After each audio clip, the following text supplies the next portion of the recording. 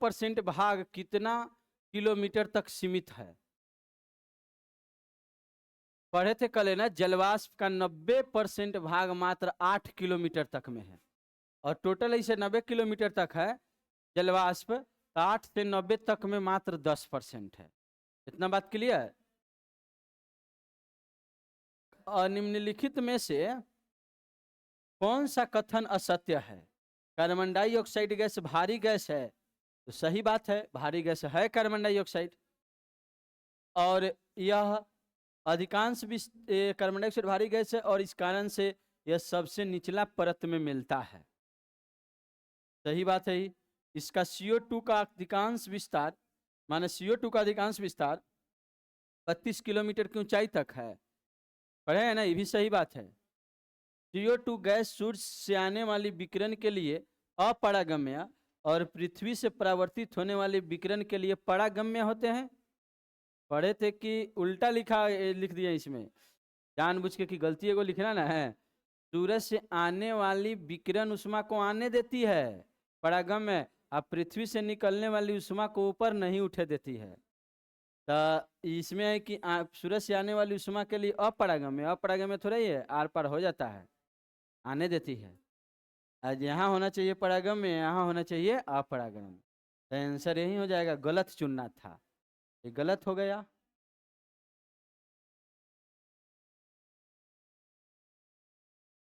और बाकी सही है कि CO2 गैस कांच घर या पौधा घर के लिए उत्तरदायी है। CO2 गैस कांच घर या पौधा घर के लिए उत्तरदायी है और वायुमंडल के निचली परत को गर्म रखती है। वायुमंडल की अस्थायी गैस में सबसे अधिक मात्रा में कौन सा अक्रिय गैस विद्यमान है? वायुमंडल की अस्थायी गैसों में सबसे अधिक मात्रा में अक्रिय गैस कौन है? तब पढ़े हैं ना, जेनन, क्रिप्टन, हीलियम, नियोन में नियोन, नियोन, आर्गन। अच्छा, इसमें आर्गन दिए हैं नहीं, तो इन सबों में कौन है बताइए? तो नियोन है। 0.002, 2 जीरो के बाद 2। आर्गन के बाद हीलियम है, हीलियम के बाद क्रिप्टन है, तो सबसे लास्ट में जेनन है। पढ़े थे कितना कितना परसेंट पाया जाता है? इस विविधे खाली नहीं पढ़े के है, जो यहाँ पढ़ लेते हैं उसको भी पढ़ के आवे के है। जो डेली पढ़ाई होता है उसको भी रिवीजन करके आना है, और कोशिश करना है पूरा में पूरा नंबर आए।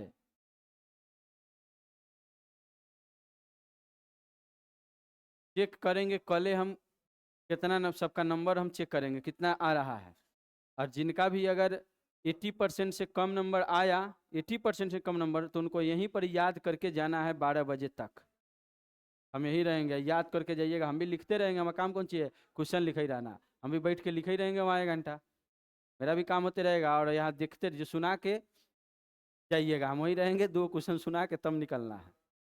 कल से ही हम खुद पढ़ेंगे, आप हो पढ़िएगा, ठीक है ना? तो हमरो तैयारी होगा, आपका भी रिजल्ट होगा, आपका रिजल्ट होगा, तो हमारा कोचिंग चलेगा, तो पैसा आएगा, तो खर्चा पानी चलेगा, सबके फायदा के लिए सब कोई काम करेगा। और ये कोई गलत कार्य करके पैसा थोड़ा ही कमाया जाएगा, है कि नहीं? कितना अच्छा काम है, एक का नौकरी हो जाएगा, कई जनरेशन सुधर जाएगा, कितना घर परिवार सब आनंदित रहेगा, खुश रहेगा, समझ रहे हैं ना? तो इस काम को हम बहुत अच्छा से काहे नहीं करें? इसलिए कल से जो है सबको याद करके आइएगा, नहीं तो याद करके जाना पड़ेगा यहाँ से। गौर करिए सभी, आकाश का रंग नीला किसके कारण दिखाई देता है?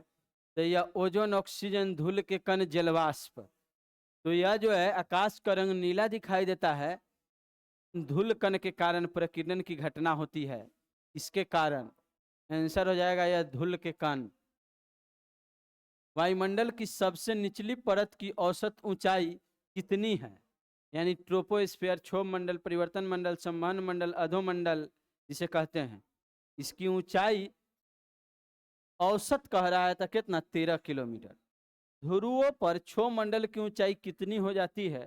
तो मात्र 8 किलोमीटर तक। फिर आइए, क्षोभ मंडल में तापमान की गिरावट की दर प्रति कितने मीटर के बाद और 1 किलोमीटर पर कितना डिग्री सी कम होता है? दोनों बोलना है क्रमशः।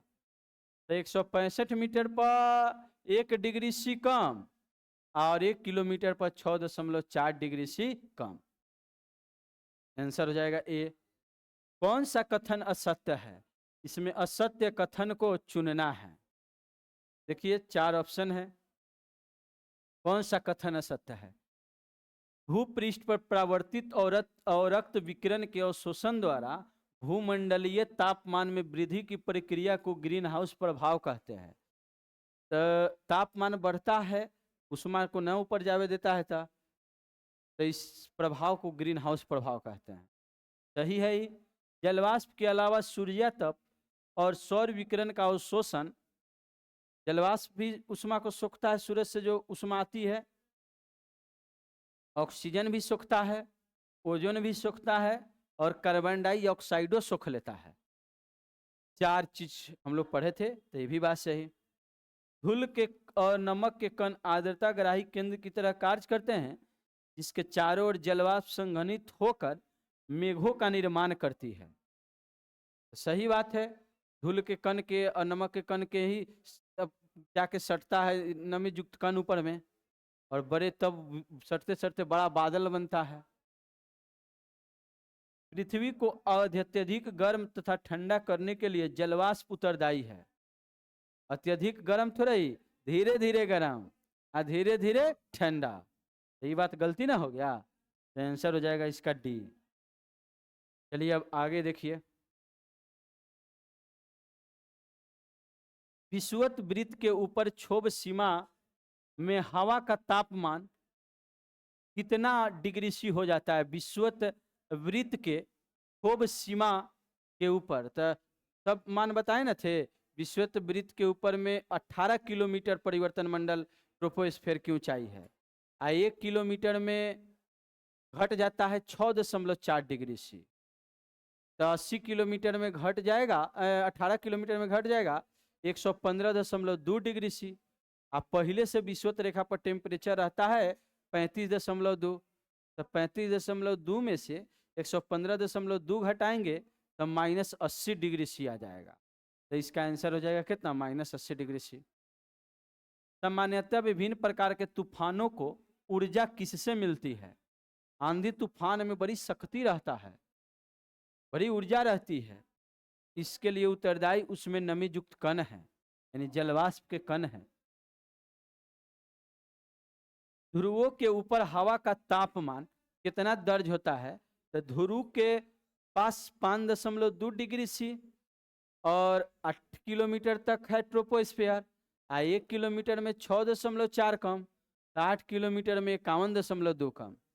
तो 5.2 में से 51.2 घटाएंगे तो वो आ जाएगा, यानी 6.2 रहता है, तो 6.2 में से 51.2 घटाएंगे तो आ जाएगा -45 डिग्री सी। अब हम लोगों को जानना है विविध में, जो अभी हम लोग पढ़े भी थे, रोज ही पढ़ेंगे नहीं, आपको बता रहे हैं कैसे याद करना है घरे। 1-2 दिन बता दे रहे हैं, 5-7 दिन, उसके बाद आप अपने से पढ़िएगा, तब जल्दी कंप्लीट करना है। नोबेल पुरस्कार के लिए बनी समिति चयनकर्ता प्रत्येक वर्ष किस माह में पुरस्कार विजेता की घोषणा करते हैं? तो अक्टूबर में घोषणा करते हैं, और दिया जाता है कहेंगे दिसंबर में, 10 दिसंबर। तो अक्टूबर हो जाएगा। नोबेल पुरस्कार का वितरण किस तिथि को किया जाता है? तो 10 दिसंबर को। प्रत्येक पुरस्कार में एक वर्ष में अधिकतम कितने लोगों को पुरस्कार प्रदान किया जाता है? तो 3 लोगों को पुरस्कार ज्यादा से ज्यादा एक सेक्टर में दिया जाएगा, 3 लोगों को। अब तक केवल 2 मृत व्यक्तियों को नोबेल पुरस्कार प्रदान किया गया है।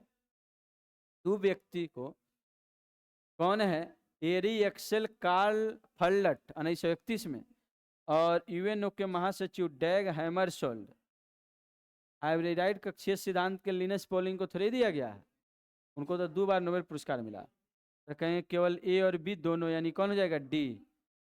कब यह नियम बना दिया गया कि मरणोपरांत किसी को नोबेल पुरस्कार नहीं दिया जाएगा? तो यह 1974 में यह नियम बन गया।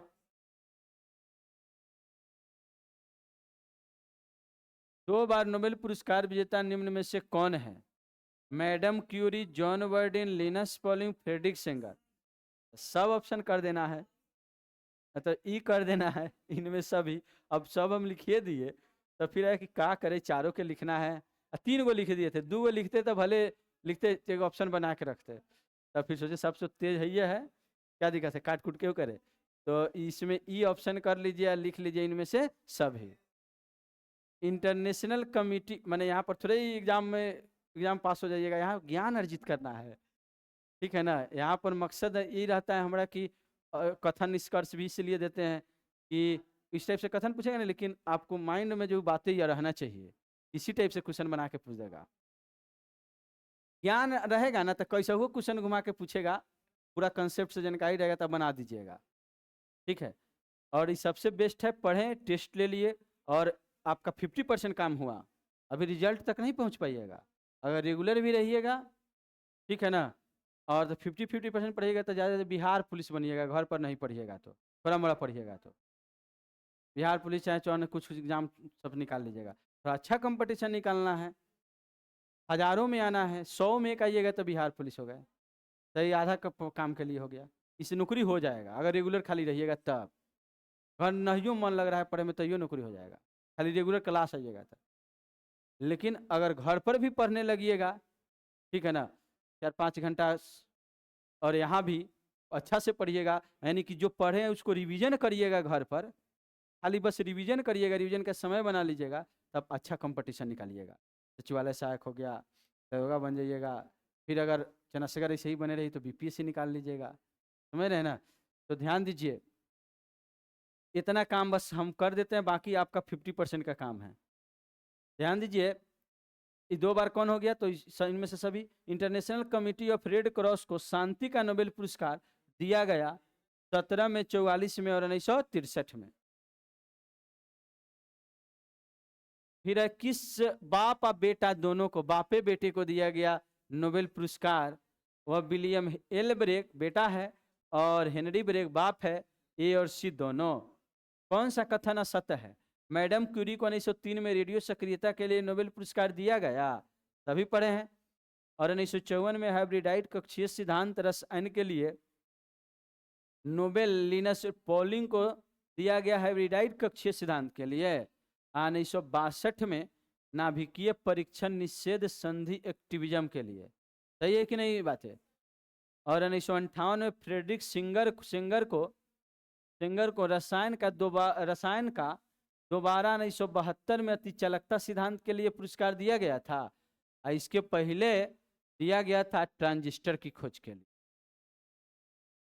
नहीं ट्रांजिस्टर की खोज के लिए नहीं, नहीं ये बात गलती हो गया, फ्रेडरिक सिंगर को थोड़ा ही दिया गया है, ये दिया गया है नहीं क्या है, ये दिया गया है जॉन बर्डिन को। चलिए सी नंबर, कोई तो एगो बात गलत लिखना नहीं था, गलत हो गया, ठीक है। और ये है कि 1911 में शुद्ध रेडियम रसायन निष्कर्षण के लिए मैडम क्यूरी को नोबेल पुरस्कार दिया गया था, ये सही है, तो सी आंसर हो जाएगा, उसका गलत है, जॉन बर्डिन होगा। 1956 में ट्रांजिस्टर के आविष्कार के लिए और दोबारा भी नोबेल भौतिकी में जीते, वो कौन है बताइए, तो जॉन बर्डिन है। सबसे कम उम्र में नोबेल पुरस्कार किसे दिया गया है, तो यह मलाला यूसुफजई को, 17 वर्ष में, पाकिस्तान के हैं। सबसे अधिक उम्र के नोबेल विजेता कौन है, तो जॉन वी गुड एनफ, 97 वर्ष में। कब नोबेल पुरस्कार नहीं दिया गया, 40, 41, 42 इनमें से सभी, माने क्या है 40 और 42, 40 से 41, 40 से 42 होगा ना, अच्छा 41 नहीं है, तो इनमें सभी नहीं, 40 और कौन 42, 2 ऑप्शन कर दीजिए, मैंने से लिखल है कि नहीं सो बताइए, चाहे तो ठीक तो है, इनमें से सभी आप करें 40, 42, मैंने सोचिए 40 से 42, मैंने 40 में, 41 में, 42 में, ठीक है ना, एकदम कंफ्यूजन में हम ही को कर देते हैं। इनमें से सभी 40 में भी, 41 में भी और 42 में भी। अब आ जाइए सभी कोई इधर, वायुमंडलीय संरचना जो है हम लोग पढ़े कि सबसे नीचे 0 से लेके 13 किलोमीटर तक एवरेज में, विश्वत रेखा के ऊपर 18, ध्रुव के ऊपर 8 किलोमीटर तक जो विस्तार है वह ट्रोपोस्फीयर का है, क्षोभ मंडल का है, परिवर्तन मंडल का है, संवहन मंडल का है। ये में 165 मीटर ऊपर जाइएगा, क्वेश्चन भी था सभी, जितना बात बोलते हैं वो सब लिख भी देते हैं। लुसेंट में सारी बात आपका लिखा हुआ आ जाता है क्वेश्चन के रूप में, ठीक है ना। और फिर भी बोल देते हैं हम 165 मीटर हो गया, ऊपर जाइएगा तो 1 डिग्री सी, और 1 किलोमीटर ऊपर जाइएगा तो 6.4 डिग्री सी कम होता है। और क्षोभ सीमा इसी के कारण जो है क्षोभ सीमा पर विषुवत रेखा के ऊपर -80 डिग्री सी और ध्रुव के ऊपर -45 डिग्री सी टेम्परेचर रहता है। सही, हम लोग पढ़ लिए थे परिवर्तन मंडल। अब है समताप मंडल कहते हैं स्ट्रेटोस्फीयर। एग्जाम में इंग्लिश भी लिख देता है हिंदी में स्ट्रेटोस्फीयर, इसीलिए दोनों याद रखना है। यहाँ समताप मंडल को ही क्या बोलते हैं, स्ट्रेटोस्फीयर। और यहाँ टेम्परेचर जो है कांस्टेंट रहता है, इसीलिए समताप नाम है। और ये जो है परिवर्तन मंडल के जो सीमा है क्षोभ सीमा, उसके ऊपर से लेके और यह 50 किलोमीटर तक का विस्तार है। यानी कि क्षोभ सीमा से ऊपर से लेके 50 किलोमीटर तक समताप मंडल है। यहाँ कोई टेम्परेचर घटता बढ़ता नहीं है, हमेशा एक समान रहता है। और कभी कभी विषुवत रेखा पर इसका लोप हो जाता, यानी समताप मंडल ध्रुवों पर सबसे अधिक मोटा होगा। का है, क्या कि 8 किलोमीटर से 50 किलोमीटर होगा। अब विषुवत रेखा के ऊपर में, विषुवत रेखा पृथ्वी के सतह पर है, तो विषुवत रेखा के ऊपर में 18 से 50, तो वहां पतला हो जाएगा, होगा कि नहीं। कहीं कहीं तो पूरा खत्म हो जाता है। कौन चीज, समताप मंडल 50 किलोमीटर तक कहीं कोनो जगह में विस्तार रहता है परिवर्तन मंडल का, क्षोभ मंडल का। औसत न विषुवत रेखा पर पढ़ रहे हैं 18 किलोमीटर, माने विषुवत रेखा का औसत पढ़ रहे हैं 18 और क्षोभ का औसत पढ़ रहे हैं कितना, 13। तब विषुवत रेखा भी तो बहुत एरिया में फैला है, समझ रहे हैं ना। तो कहीं कहीं विषुवत रेखा के ऊपर में तो 50 तक चल जाता है परिवर्तन मंडल, तो वहां पर कहेंगे समताप मंडल क्या हो जाता है, लोप हो जाता है। मौसमी घटनाएं, आंधी, बादल का गरजना, बिजली कड़क, धुलकन, जलवाष्प, कुछ नहीं मिलेगा। है कि धुलकन हम लोग पढ़े हैं 5 किलोमीटर में सिमट जाता है, तो और जलवाष्प वगैरह बहुत कम ही रहता है, 90% 8 किलोमीटर में पढ़े हैं। तो ऊपर में आंधी तूफान ये सब कुछ नहीं आएगा, कणों में शक्ति रहेगा तब ना आंधी तूफान आएगा। तो ऊपर में धूल के कण ना होते हैं, कार्बन डाइऑक्साइड नहीं कण होते, कण सब रहबे नहीं करता है, तो आंधी तूफान नहीं आता है, शांत रहता है पूरा। तो वायुयान के उड़ने की अनुकूल दशा होगी कि नहीं होगी, उसको प्रेशर नहीं लगेगा ज्यादा, आराम से खाली उड़े में, उसको ऊपर उठे में जो समताप मंडल जाए में केवल जो है एनर्जी लगता है, फ्यूल ज्यादा लगता है।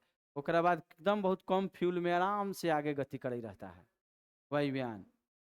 इसलिए जब प्लेन में आप बैठेंगे तो शुरुआत में लगेगा थोड़ा हिल डोल का, कि हवाएं चल रही है, ये भी गति कर रहा है, ठीक है ना। तो हिल डोल थोड़ा लगता है स्टार्टिंग में 5-10 मिनट, और जैसे समताप मंडल में आ जाएंगे तुरंत शांत। एक बार हम आए हैं, ठीक है ना, बस आए एक बार तमिलनाडु से यहाँ तक, पटना तक।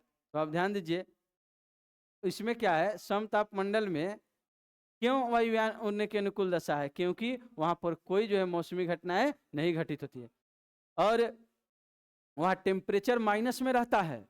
अभी पढ़े ना, -80 डिग्री सी और -45 डिग्री सी, तो माइनस में उतना टेम्परेचर है, -80 -45 उतना के बीच में रहता है। हम लोग का शरीर पूरा -5 आ जाएगा तो बर्फ हो जाइएगा, मतलब पूरा शरीर बर्फ हो जाएगा। और उतना एरिया में रहते हैं, रिस्क लेके रहते हैं ना। अगर वो पैक खत्म हो जाए जो घेरा हुआ, ठीक है ना, तब जो है आदमी बचेगा क्या, सब फ्रीज हो जाएगा। और उसमें आप सोचेंगे कि जो थोड़ा खिड़की खोलिए भाई साहब, थोड़ा जो है देखते हैं बाहर, ऐसा खुलता है क्या, खिड़की नहीं खुलेगा, ठीक है ना। कारण क्या है, खुलेगा तो सब आदमी मर जाएगा, ठीक है। वहाँ टेम्परेचर माइनस में रहता है। और याद रखिए, बादलों की गरज, बिजली कड़क, धूल कण, जलवाष्प, कुछ नहीं होगा, वायुयान उड़ने के लिए अनुकूल दशा होगी। कभी कभी इस मंडल में विशेष प्रकार के मेघ का निर्माण हो जाता है, मतलब ऊपर में भी थोड़ा मोड़ा जो भी धूल के कण ऊपर में जलवाष्प रहते हैं, तो नमी युक्त कण उठते उठते उठते उठते ऊपर में भी चल जाता है 20 किलोमीटर, माने 20 किलोमीटर 15 किलोमीटर तक में भी, ठीक है ना। लेकिन वो वर्षा वर्षा नहीं करा सकता है। ऐसे ही मेघ बनता है थोड़ा देर के लिए, फिर खत्म हो जाता है, फिर उस वाष्प के रूप में अर्ण रूप में खत्म हो जाते हैं। लेकिन फिर भी मेघ बनता है कभी कभी, तो उस मेघ को हम लोग मुलाभ मेघ कहेंगे। कौन मेघ कहेंगे? मदर ऑफ पर्ल क्लाउड, मुलाभ मेघ या मदर ऑफ पर्ल क्लाउड, ठीक है ना। जो कि समताप मंडल में जनरली मेघ बनता नहीं है, लेकिन थोड़ा मोड़ा कहीं बन जाता है तो उसे मुलाभ मेघ कहेंगे। समताप मंडल एक महत्वपूर्ण लक्षण है कि इनमें ओजोन गैस की एक परत पाई जाती है। समताप मंडल में ही ओजोन का लेयर है। 32 से 60 पढ़ रहे हैं ना, 32 से 60 कुछ वैज्ञानिक मानता है, उसको अभी छोड़िए। जो अधिकांश मानता है कि इसी में 10 किलोमीटर से 50 किलोमीटर तक में कहीं कहीं अधिकांश जगहों में ओजोन का लेयर है। तो जो मानता है कि समताप मंडल में ओजोन है, वो ये भी मानता है कि ओजोन परत में कोई भी तापमान में परिवर्तन नहीं होगा, तब तो समताप मंडल में कहता है ओजोन परत है। आज जो 32 से 60 वाला वैज्ञानिक कुछ कहता है कि ओजोन का लेयर है, तो उसके हिसाब से उसमें तापमान में परिवर्तन होता है, वो समताप मंडल का भाग नहीं है, एक अलग मंडल है ओजोन मंडल। तो दोनों बातें अपना अपना प्रमाण देता है, तो हम लोग को दोनों याद रखना है। तो अभी हम लोग पढ़ते हैं कि वहाँ ओजोन परत में कोई तापमान में परिवर्तन नहीं होता है, और यह समताप मंडल में ही एक ओजोन का लेयर है। सूर्य से आने वाली पराबैंगनी किरणों को ओजोन अवशोषित कर लेती है, सोख लेती है, उसकी तीक्ष्णता को कम कर देती है, इसलिए पृथ्वी की सुरक्षा कवच कहते हैं। अगर वह बिना ओजोन होते हुए आ जाता तो पूरा चमड़ा उधेरा जाता, कैंसर हो जाता, आदमी मर जाता। लेकिन ऐसा नहीं हो रहा है, सुरक्षा कर दे रहा है पृथ्वी की, इसलिए इसको सुरक्षा कवच कहेंगे ओजोन को। ओजोन परत नष्ट करने वाली गैस CFC है, जो रेफ्रिजरेटर, फ्रिज, इन सबों में प्रयुक्त होते हैं। हल्का गैस है, क्लोरोफ्लोरोकार्बन, और ये इतना हल्का है कि ऊपर उठते उठते उठते उठते उठते ओजोन तक पहुंच जाता है, और उस सबको साफ करते करते ऊपर में निकल जाता है। तो इसके कारण कहीं कहीं पर ओजोन परत में छिद्र हो गया है, और पराबैंगनी किरणें डायरेक्ट पहुंच रही है। वो अंटार्कटिका में एक जगह है जहाँ डायरेक्ट आ रहा है पराबैंगनी किरण। यही कहिए कि वहाँ आदमी नहीं रहता है, नहीं तो वहाँ आदमी रहबो नहीं करेगा, मर जाएगा, ठीक है ना। अगर अन्य क्षेत्रों में भी होने लगे तो बहुत सारे बीमारियां आ जाएगी। और क्लोरोफ्लोरोकार्बन में क्लोरीन के कारण ऐसा क्षरण होते हैं, मानव में घातक पहुंचाता है क्लोरीन। ओजोन परत की मोटाई कहाँ हर जगह सेम नहीं है, कहीं 20 किलोमीटर, कहीं 5 किलोमीटर ऐसे करके है। तो कहाँ पर कितना मोटाई है उसको मापा जाता है, और उस इकाई को कहते हैं डाबसन इकाई। ओजोन परत को मापने की इकाई को क्या बोलते हैं? माने उसे मीटर में नहीं मापाता है, वो 5 डॉप्सन, 3 डॉप्सन, 20 डॉप्सन ऐसे मापते हैं, वो मीटर में नहीं मापाता है। आयतन, लंबाई सब जोड़ जाड़ के उसको डॉप्सन में मापते हैं, ठीक है ना। तो ओजोन परत की मोटाई को किस में मापते हैं? डॉप्सन में। कुछ विद्वान ओजोन मंडल को एक अलग मंडल मानता है, वो कहता है कि 32 से 60 किलोमीटर है, इसमें तापमान बढ़ता है। हर 1 किलोमीटर ऊपर जाइएगा तो 5 डिग्री C तापमान बढ़ जाएगा। कुछ वैज्ञानिक का मानना है कि अलग एगो मंडल है 32 से 60 है, और हर 1 किलोमीटर में टेम्परेचर बढ़ जाता है 5 डिग्री C। तो दोनों बात याद कर लेंगे। अब है मध्य मंडल, जो 50 किलोमीटर से 80 किलोमीटर तक है, और ये मध्य मंडल में 50 से 80 किलोमीटर तक है। तो इसमें एक घटना हम लोग पढ़े थे कल, धूल के कण में उल्का पिंड जब जल जाता है तो टुकड़ा सब बच जाता है, वो भी धूल के कण हो जाता है, कल पढ़े थे। देखिए, मंगल ग्रह और बृहस्पति ग्रह के बीच में एक लेयर परत पाई, एक छोटे छोटे पिंडों का समूह है जिसे क्षुद्र ग्रह कहते हैं, और वो चक्कर लगा रहा है एक फिक्स गोलाकार पथ पर। वही में से कुछ छोटे छोटे पिंड बिखर जाते हैं टक्कर होके आपस में, और टकराहट होकर आगे बिखर जाता है, तो ग्रेविटेशन से जब मुक्त हो जाता है वो, तो इधर उधर भागे लगता है कहीं पर भी। एक जगह से ग्रेविटेशन से मुक्त हो गया तो वो गति करते रहेगा चारों ओर, गति करते करते करते मंगल ग्रह से तो बार बार टकराई रहता है, कभी कभी वो पृथ्वी तक पहुंच जाता है, ठीक है ना। और पृथ्वी तक पहुंचता है, अगर पृथ्वी में वायुमंडल नहीं होता तो बहुत सारा शहर एक ही बार में बर्बाद हो जाता, सब मर जाता आदमी। लेकिन वायुमंडल है वो भी तेजी से नाच रहा है, तो तेजी से गति के कारण वायुमंडल के और उस उल्का पिंड में गति के कारण दोनों में घर्षण हो जाते हैं और उष्मा उत्पन्न हो जाती है, आग लग जाता है और वो पिंड जल जाता है, इसी मध्यमंडल में आके जलता है। ऊपर से वही रहता है वही रहता है, जैसे 80 से 50 किलोमीटर के बीच में आया तो उसमें जल जाएगा, और जल करके जो है वो खत्म हो जाएगा, एक टुकड़ा टुकड़ा के रूप में खत्म हो गया। इसीलिए पृथ्वी तक आते आते ऊपरे ऊपरे उजल गया रहता है, सतह तक पहुंच नहीं पाता है। कभी कभी पहुंच भी जाता है, कुछ टुकड़ा उसका जलते जलते भी आ जाता है डायरेक्ट पृथ्वी तक, एक आग आता है डायरेक्ट पृथ्वी के सतह तक, क्योंकि जल जाएगा तो वही मंडले में, लेकिन आगे सहित गिर जाता है कहीं कहीं, जिसे कहते हैं उल्का पाता, बहुत सारा लोग मर जाता है उसमें, ठीक है ना। तो ध्यान दीजिए, यह उल्का पिंड जलता कहाँ है, तो कहेंगे मध्यमंडल में। कहाँ उसको जला दिया जाता है उल्का पिंडों को, और पृथ्वी को बचा लिया जाता है, कहाँ पर, मध्यमंडल में। तो यही कह रहा है कि अंतरिक्ष में प्रवेश करने पर उल्का पिंड इसी परत में आकर जल जाता है, नहीं जलता तो यहाँ आदमी बचता क्या, नहीं ना।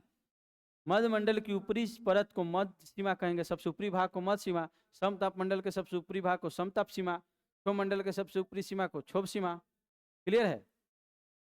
और एक और बात, इसमें इसमें 1 किलोमीटर ऊपर जाइएगा तो एक तापमान में कमी दर्ज होगा, तापमान में ऊपर जाने पर तापमान में कमी दर्ज होता है। अभी ओजोन में पढ़े तापमान में वृद्धि होता है, और मध्यमंडल में कहेंगे कि ऊपर जाने पर तापमान में कमी होती है। इसीलिए जो अंतिम सीमा है 80 किलोमीटर की ऊंचाई में, जो अंतिम सीमा है जिसकी मध्य सीमा कहेंगे, वहाँ -100 डिग्री टेम्परेचर रहता है। क्या डिग्री टेम्परेचर, -100 डिग्री टेम्परेचर। तो मध्यमंडल पड़े 80, देखिए कितना कुछ भी हम यहाँ बता दे रहे हैं, घरे जाके एक बार मनन नहीं करिएगा ना तो आपका दिमाग पूरा जीरो हो जाएगा, क्योंकि अभी तो ऐसे सुने, इधर देख रहे हैं बोर्ड पर देख रहे हैं, इधर देख रहे हैं, आप अपना किताब में देखिएगा तो एग्जाम में याद रहता है कि ये किताब में ये जगह था, ये बात जब क्वेश्चन बनता है ना तो याद आता है, अच्छा ये जगह बात है, वो जगह याद आता है। तो घर पर जाके देखिएगा तब ना वो बात दिमाग में सेट होगा। तो यहाँ पढ़ लिए, खाली यहाँ पढ़ने से नहीं होगा, घर पर जाके 10 मिनट 20 मिनट इसको उलट के दिमाग में सेट कर लीजिएगा। देखिए यह पढ़ेंगे क्या, 80 किलोमीटर से तक है, 50 से 80 टेम्परेचर घटता है, -100 डिग्री सी हो जाता है ऊपर में, उल्का संबंधी घटना इसी में घटित होते हैं, जलता है यहीं पर, ऊपरी भाग को मध्य सीमा कहेंगे, ठीक है। अब जानना है हम लोग को आयन मंडल, 80 से 400 किलोमीटर को आयन मंडल कहते हैं। 80 से कितना बोलिए, 400 किलोमीटर। और यह विद्युत आवेशित कण पाए जाते हैं इसमें, इसमें जो है आयन सब पाया जाता है, इसीलिए का नाम है आयन मंडल। आयन मतलब जो है किसी परमाणु से इलेक्ट्रॉन निकला है या किसी पर सटा है तो एगो धनायन हो जाएगा, एगो ऋणायन हो जाएगा। तो ऐसे आयनित कण सब मिलता है, आयन है, आयनित है तो वो आवेशित हो जाएगा, खींचेगा किसी चीज को। तो ऐसे आयनित और आवेशित कणों का एक लेयर है वायुमंडल में जिसे आयन मंडल कहेंगे, और ये 80 से 400 किलोमीटर तक है, यानी 320 किलोमीटर तक है इसका मोटाई, और इसको 5 लेयर में बांट दिया गया है। देखिए E1 E2 F1 F2 एगो डी लेयर, डी एक गो है, E1 E2 और F1 F2 5 गो उसको लेयर में बांट दिया उस 320 किलोमीटर को। और यह भाग कम वायु दाब तथा पराबैंगनी किरणों को आयनीकृत होता रहता है। यह भाग कम वायु दाब तथा पराबैंगनी किरणों द्वारा आयनीकृत होता है। यहाँ प्रेशर बहुत, क्योंकि हवा सब तो सब में भारी वाला कण सब जलवाष्प सब नीचे है, तो ऊपर में हवा सब भारी कण कम है, तो भारी कण कम है तब प्रेशर कम लगाएगा, इसीलिए यहाँ पर वायुमंडलीय प्रेशर, वायु दाब का मान बहुत कम होता है, हवा का प्रेशर बहुत कम होता है वहाँ। और जो पराबैंगनी किरणें इसके बाद ना आएगी ओजोन लेयर में, तो उसके पहले आयन मंडल से हो क्या आएगा। तो जैसे पराबैंगनी किरणें आयन मंडल में आती है तो इसमें कणों में से इलेक्ट्रॉन निकाल देती है, तो यह आयनीकृत हो जाता है। इलेक्ट्रॉन निकाल देंगे तो आयनीकृत हो जाएगा। तो कहेंगे पराबैंगनी किरणें जब आयन मंडल में आती है उसी के कारण इसमें के कण आयनीकृत होते हैं, के कारण इसे आयन मंडल कहते हैं। और आयन की शक्ति के हिसाब से कहाँ पर ज्यादा आयनित होता है, कहाँ कम आयन है, उसके हिसाब से 5 गो लेयर बनाया गया है। एक डी लेयर सबसे नीचे है, माने 80 किलोमीटर से कहेंगे 100-150 किलोमीटर तक लगभग। कौन लेयर है? D layer. फिर उसके ऊपर में E1 लेयर है, फिर उसके ऊपर में E2, फिर उसके ऊपर F1, फिर उसके ऊपर में F2। दीर्घ तरंग जो है डी लेयर से ही परावर्तित होती है। देखिए पृथ्वी पर हम लोग रेडियो टेलीविजन की घटनाएं देखते हैं, सुनते हैं, तो इसके लिए उत्तरदायी यही आयन मंडल है। हम जितना बात को बोल रहे हैं सब रिकॉर्ड हो जा रहा है कि नहीं एक जगह, तो बाद में सुन सकते हैं। तो कैसे सुन लेंगे सकते? रिकॉर्ड कर लिया जाता है।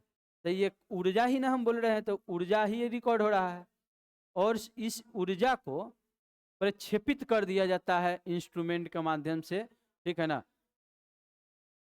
प्रक्षेपित किया जाता है तरंग ऊर्जा के रूप में बदल के।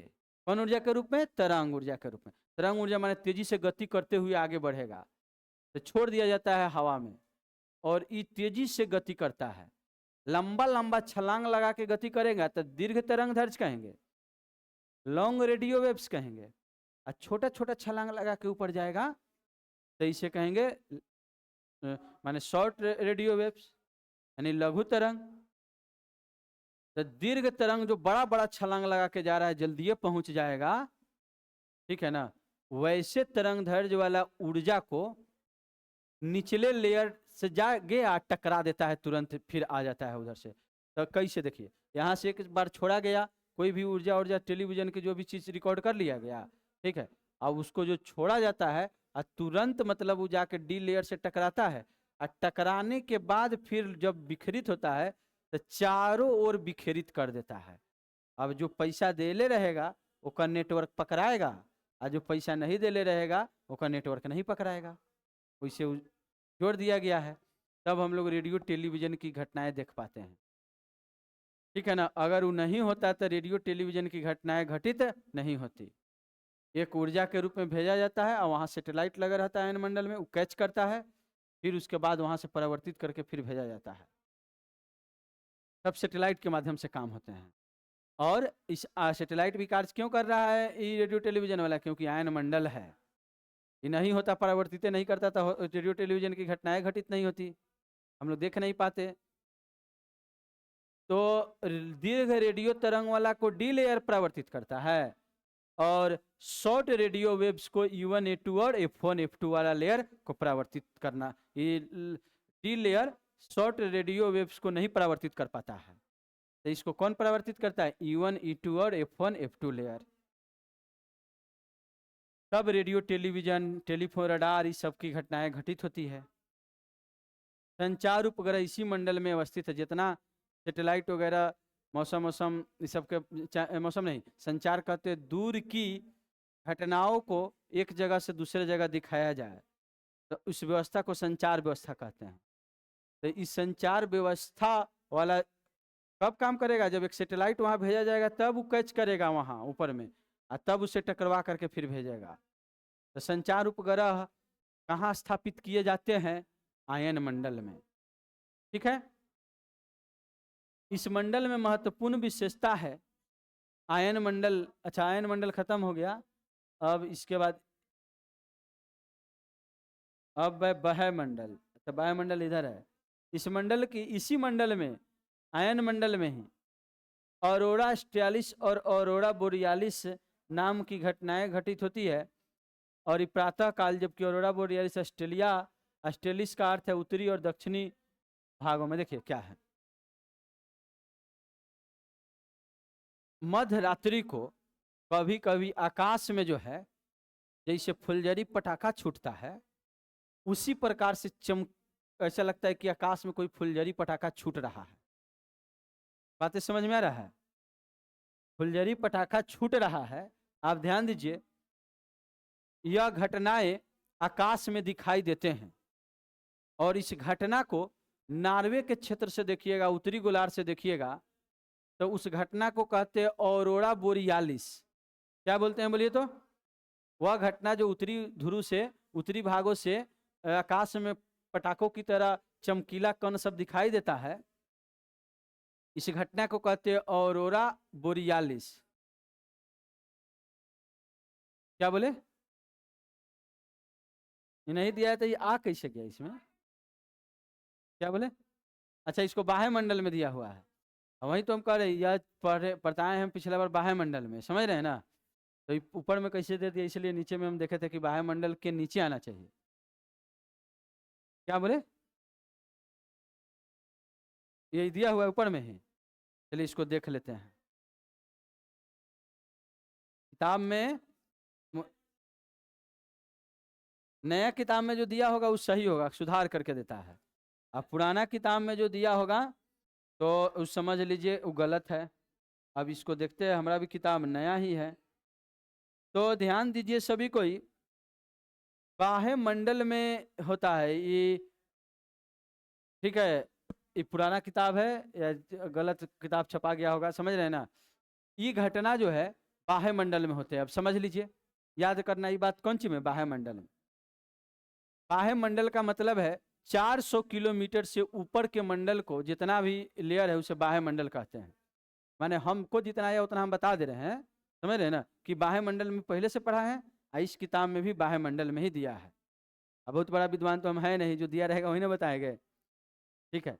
अब ध्यान दीजिए, तो ये आपको याद करना है बाह्य मंडल में, क्योंकि ये भी नया किताब है, इसमें दिया है बाह्य मंडल में, और यहाँ पर दे दिया है ऊपर में। चलिए अब समझिए, तो बाह्य मंडल की बात करते हैं, और 400 किलोमीटर से लेके और ऊपर में अब 1200-1300 जितना पहुंच जाइए, उस सबको बाह्य मंडल कहेंगे। तो उस मंडल में दिखाई देता है पटाखों की तरफ चमकीला कण सब फूटते हुए, ठीक है ना? तो इस घटना को उत्तरी ध्रुव से देखा जाता है तो उसे ऑरोरा बोरियालिस कहते हैं, और दक्षिणी ध्रुव वाला से भी, ऑस्ट्रेलिया वगैरह से कभी दिखाई देता है तो उसे ऑरोरा ऑस्ट्रेलियालिस कहेंगे। और ये उत्तरी ध्रुव दक्षिणी ध्रुव में इसे बाह्य मंडल में पटाखों की तरह चमकीला कण सब दिखाई देता है, तो कहेंगे ऑरोरा ऑस्ट्रेलियालिस, ऑरोरा बोरियालिस की घटना कहाँ घटित होती है? बाह्य मंडल में। और उत्तरी में ऑरोरा बोरियालिस और दक्षिणी में ऑरोरा ऑस्ट्रेलियालिस। और याद रखिएगा कि यह ऑरोरा बोरियालिस ऑस्ट्रेलियालिस जो हम लोग पढ़ रहे हैं, वास्तव में यह चमकता हुआ प्रकाश है, कोई पटाखा वटाखा नहीं छूट रहा है वहां। एक चमकता हुआ प्रकाश है, जिनका निर्माण चुंबकीय तूफान के कारण होता है कभी कभी। यानी जो हवाएं, ये सूरज की कण आ रही है, और उधर कभी कभी जो है प्रेशर तेजी से हो जाता है, हवाएं चलने लगती है तेज कभी कभी, ठीक है ना? तो वही सूरज से आने वाली संपूर्ण किरणों को विखेरित कर देती है चारों ओर, चुंबकित कर देती है चारों ओर, इसके कारण जो है ये चमकता दिखाई देता है कभी कभी। इसका कारण भी दे दिया है, ठीक है ना? और या इलेक्ट्रॉन तरंग के कारण होता है, यह विसर्जित इलेक्ट्रॉन, उसमें से इलेक्ट्रॉन ही चमकता है, जिसको हम लोग चमकते कण के रूप में देखते हैं। और यह जो है चुंबकित कर दिया कणों को, चमकने लगा इलेक्ट्रॉन के कण, ठीक है? और ये घटना होते हैं बाह्य मंडल में। और तो आयन मंडल आप याद कर लीजिएगा, ठीक है ना? अब उसको खत्म कर देते हैं, ठीक है ना? हमारे किताब में दिया है बाह्य मंडल में, और किन्हीं किन्हीं किताब में दिया है आयन मंडल में, ठीक है? तो आप जिनको आयन मंडल में दिया होगा उनको आयन मंडल में याद कर लीजिए, आज इसको बाह्य मंडल में दिया, बाह्य मंडल में हमारा हिसाब से बाह्य मंडल में याद करिए। अब वही चीज को बार बार थोड़ी रिपीट करेंगे, ठीक है? अब जैसे ऑप्शन देगा उसी हिसाब से आप सोचते रहिए, किसी किसी किताब में दे दिया है, तो इसको आप याद करिएगा कौन सी? बाह्य मंडल में। चलिए अब आगे बढ़ते हैं, समझिए सभी कोई। तो यह जो है इलेक्ट्रॉन के कण जो विखेरित होते हैं, वही चमकते कणों की घटना को हम लोग कहते हैं ऑरोरा ऑस्ट्रेलियालिस, ऑरोरा बोरियालिस। देखिए यह आधी रात के समय में 12 बजे कभी कभी दिखाई देता है, हमेशा नहीं, कभी कभी दिखाई देता है जब इस घटना घटती है तो। बाह्य मंडल आयन मंडल के ऊपर के भाग को कहते हैं, इसकी कोई ऊपरी सीमा निर्धारित नहीं है, जनरली 1200-1300 तक कहते हैं, क्योंकि उसके ऊपर भी थोड़ा थोड़ा कण मिल गया, लाखों में एगो कण, अरबों में एगो कण मिल गया तो होता आ गया, ऑक्सीजन कहीं मिल गया कहीं, तो अब एवरेज याद रखना है 1200 से 1300। और सूर्य ताप हाइड्रोजन और हीलियम गैस की, लेकिन ऊपर में हल्का गैस होगा, भारी गैस तो होगा नहीं, तो हाइड्रोजन हल्का गैस है, इसकी परमाणु द्रव्यमान संख्या 2 है, 1 है, ठीक है ना। हाइड्रोजन 1 पढ़ते हैं ना, तो 1 है द्रव्यमान संख्या, और हीलियम के 4 है, 4 एमयू, तो ये हल्का है सबसे हाइड्रोजन हीलियम। तो ऊपर में खाली थोड़ा मोड़ा हाइड्रोजन हीलियम मिलता है वायुमंडल में, बाकी कौनो गैस वहाँ नहीं रहता है, ठीक है। देखिए फिर इधर से कैसे आ गया, सूर्य तप मध्यमंडल, तो पढ़ लिए। अच्छा, ये फोटो खींचने में शायद जो है कुछ ऐसा हुआ होगा, आपको याद कर लेना है वायुमंडल। अब यह मध्यमंडल हम लोग पढ़ चुके हैं, सूर्य तप थोड़ा सा यहाँ देख लीजिए, जान लीजिए। सूर्य तप क्या है? सूरज से आने वाली जो ताप है ना, उसी को सूर्य तप कहेंगे। और सूर्य ताप, ताप जो आती है, 3 प्रकार की विकिरण आती है, कल पढ़े थे हम लोग, एक दृश्य विकिरण, एक अवरक्त विकिरण, और एक पराबैंगनी विकिरण। तो ऊष्मा जो हम लोग को महसूस होता है ना, ऊष्मा लेके जो आता है, वो है अवरक्त विकिरण। दिखाई देता है सूरज के प्रकाश में कोई चीज, तो वो दृश्य विकिरण। और पराबैंगनी विकिरण तीक्ष्णता लाती है। तो यही जो ऊष्मा लेके आ रही है अवरक्त विकिरण, उस ताप को सूर्य तप कहेंगे। और इस सूर्य तप आने वाली ऊर्जा पृथ्वी के रोक लेती है, और सूर्य तप कहलाती है, पृथ्वी रोक लेती है, और यह ऊर्जा लघु तरंग के रूप में पृथ्वी पहुंचे। इसको हम लोग पढ़े थे, ध्यान दीजिएगा सभी को।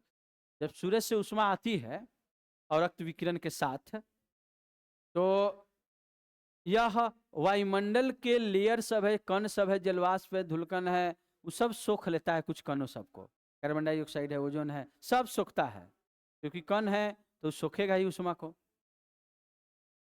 और पृथ्वी की सतह तक आती है तो इसको भी सोखा जाता है, पृथ्वी की सतह भी सोख लेती है ऊष्मा को। तो कहाँ पर कितना सोखा जाता है, हर जगह अलग अलग मान है। जल सूरज की ऊष्मा को उतना ज्यादा नहीं सोख पाता है, ठीक है। स्थल जल्दी गर्म हो जाता है, और जल जल्दी गर्म नहीं होगा। धूल के कण देखिएगा ना, जहाँ धूल रहेगा, रेत रहेगा, बालू रहेगा, वो जल्दी गर्म हो जाएगा। माटियों में भी जहाँ बालू है ना, वो जल्दी गर्म हो जाएगा, और जहाँ चिकना मिट्टी है वो कम गर्म होगा, ठीक है ना। और उखड़ा रहेगा वो जल्दी गर्म हो जाएगा। तो सूरज का तापमान हर जगह अलग अलग दर्ज होता है। कोई ज्यादा सोख लेगा तो वहाँ सूर्य तप ज्यादा हो गया, कोई कम सोखा तो सूर्य का तापमान वहाँ, माने उस जगह का तापमान वहाँ कम हो जाएगा। तो इसी के बारे में हम लोग को जानना है कि कहाँ कितना गर्म होता है, और जितना भी गर्म हुआ ना, जितना उष्मा सोखा ना, रात भर में वो पूरा उष्मा को फिर अंतरिक्ष में छोड़ दिया जाता है। जितना आया वो रात भर में फिर ऊपर चला जाता है। इसीलिए टेम्परेचर जो है इस पृथ्वी पर एक समान बने रहते हैं। वो तो पृथ्वी घूमती है जिसके कारण ठंडी गर्मी सब होता है। अगर अगर पृथ्वी के घूर्णन परिक्रमण के कारण, ठीक है ना, पृथ्वी के परिक्रमण के कारण ऐसा होता है ठंडी गर्मी, नहीं तो हर दिन ठंडा गर्म सेम रहता। अगर पृथ्वी एक सूरज के चारों ओर चक्कर न लगाती, एक जगह रहती तो, ठीक है। क्योंकि जितना उष्मा डेली आता है ना, वो सारा उष्मा रात भर में चलियो जाता है ऊपर में, सूरज डूबे के और सूरज उगे के बीच में, उगे से लेकर डूबे के बीच में आता है उष्मा। तो इसी को उष्मा बजट भी कहते हैं। बजट माने आय, जितना आया उतना खर्चा कर दिए, तो यही ना आया बजट, आय को कहाँ खर्चा करेंगे तो बजट में बताया जाता है। तो वही सही है, सूरज की उष्मा कितनी आती है और कैसे कैसे पूरा ऊपर में चल जाता है, सबको हम लोग पढ़ेंगे उष्मा बजट में, ठीक है। और ये सब समझेंगे। क्या भूख लगल है सबको? तो आज रहने देते हैं, और ये सेक्शन खत्म हो गया। और आप इसको पढ़ लीजिएगा। 3 चीज से क्वेश्चन सेट करेंगे। क्या क्या? कल तीन सेक्शन से क्वेश्चन रहेगा और ये याद करके आना है। एक जो है बाघ टाइगर रिजर्व है, उसको लगभग है 27-28 को टाइगर रिजर्व आपको याद करना है 59 को, आपको 27-28 को याद करके आवे है। और विविध में जो है और जितना पुरस्कार सम्मान है ऑस्कर से लेकर के, इसमें आप देखिए कहाँ तक पढ़ के आइएगा। विविध में आप पढ़ के आइएगा ऑस्कर पुरस्कार से लेकर और यहाँ मान बुकर पुरस्कार के पहले तक। 1 2 3 नहीं, 3 में तो खत्म कर दिए, पूरा लास्ट तक। अब यानी ऑस्कर पुरस्कार से लेके और राष्ट्रीय पुरस्कार के पहले तक, ऑस्कर पुरस्कार से लेके राष्ट्रीय पुरस्कार के पहले तक। क्लियर है? 35वां चैप्टर है 466 पेज में, 466 पेज में 35वां चैप्टर है। इसमें ऑस्कर पुरस्कार से लेके और राष्ट्रीय पुरस्कार के पहले तक। और वायुमंडल में जितना आप पढ़े हैं परत वाला सीमा छोड़ के समताप मंडल से सब सीमा पढ़ लीजिएगा। और बाघ टाइगर रिजर्व जो है उसमें 27 को याद कर लीजिएगा। इसी से जो है क्वेश्चन कर रहेगा, हम पूछेंगे भी। क्या बोले? क्या मैंने समताप मंडल से बाह्य मंडल तक पूरा पढ़ लीजिएगा। और टाइगर रिजर्व में पिछला जो 5 को पॉइंट लिखे हैं, कौन है टाइगर रिजर्व, टाइगर मैन किसे कहते हैं, टाइगर दिवस कब मनाया जाता है, वो पीछे पेज वाला पूरा याद करके आइएगा।